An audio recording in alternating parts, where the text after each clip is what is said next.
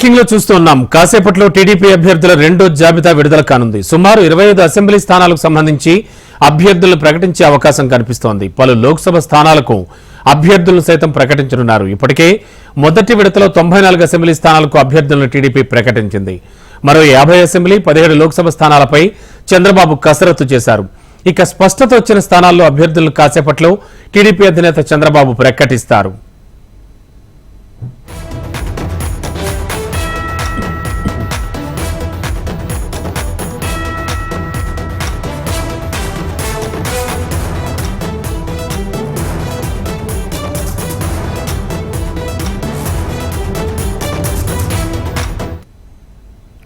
Breaking లో చూస్తున్నాం. కాసేపట్లో టీడీపీ అభ్యర్థుల రెండో జాబితా విడుదల కానుంది. సుమారు 25 అసెంబ్లీ స్థానాలకు అభ్యర్థులను ప్రకటించే అవకాశం ఉంది. పలు లోక్సభ స్థానాలకు అభ్యర్థులను సైతం ప్రకటించనున్నారు. ఇప్పటికే మొదటి విడతలో 94 అసెంబ్లీ స్థానాలకు అభ్యర్థులను టీడీపీ ప్రకటించింది. మరో 50 అసెంబ్లీ 17 లోక్సభ స్థానాలపై చంద్రబాబు కసరత్తు చేశారు.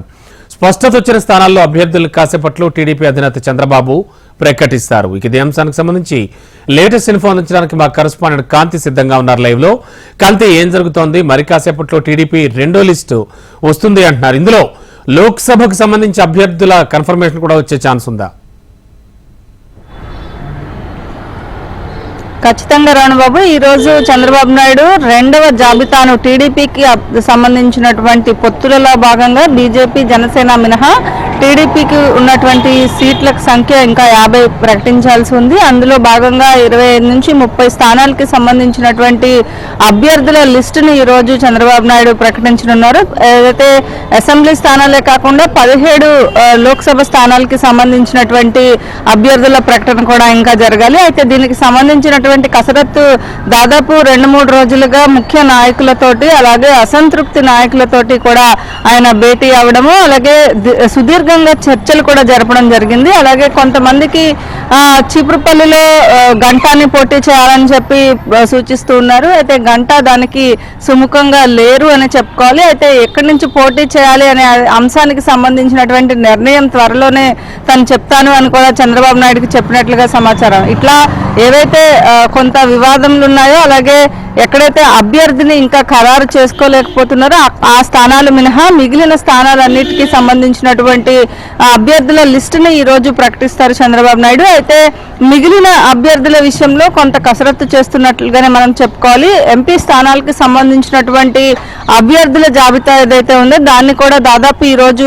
కొన్ని స్థానాలను ఎంపీ అభ్యర్థులను కూడా ప్రకటించే అవకాశం కనిపిస్తా ఉంది. అయితే ఈ అభ్యర్థుల కసరత్తు విషయంలో దాదాపుగా అందరి నాయకులతో కూడా కూర్చొని మాట్లాడిన తర్వాత డెసిషన్ తీసుకోవడం, అలాగే గెలుపు అవకాశాలు ఎక్కువగా ఎవరికి ఉన్నాయి అనే IVRS సర్వేని ఒకటి నిర్వహించారు. ఆ సర్వే ఆధారంగా కూడా సర్వే ప్రాతిపదికంగా కూడా తీసుకుని అభ్యర్థుల ఎంపిక అనేది జరిగింది. ఈ నేపథ్యంలో ఈరోజు చంద్రబాబు నాయుడు రెండవ లిస్టు ప్రకటించే అవకాశం కనిపిస్తా ఉంది. అంతేకాకుండా అభ్యర్థుల ఎంపిక విషయంలో కూడా కాస్త సామాజిక సమీకరణాలు, అలాగే జనసేనతో కలిసి బీజేపీతో కలిసి వెళ్తున్న నేపథ్యంలో ఇరు పార్టీలకి సంబంధించినటువంటి అక్కడ స్థానికంగా ఉన్నటువంటి బలాబలాలు అన్నింటినీ కూడా బేరీజ్ వేసుకున్న తర్వాతనే అభ్యర్థుల ప్రకటన అనేది చేస్తున్నట్లుగా సమాచారం. అయితే అభ్యర్థుల ఎంపిక విషయంలో చంద్రబాబు నాయుడు ఇప్పటికే కసరత్తుని పూర్తి చేశారు. దాదాపు 25 నుంచి 30 స్థానాలకు సంబంధించి, అలాగే 5 నుంచి 10 ఎంపీ స్థానాలకు సంబంధించినటువంటి అభ్యర్థుల లిస్టుని ఈరోజు ప్రకటించే అవకాశం ఉంది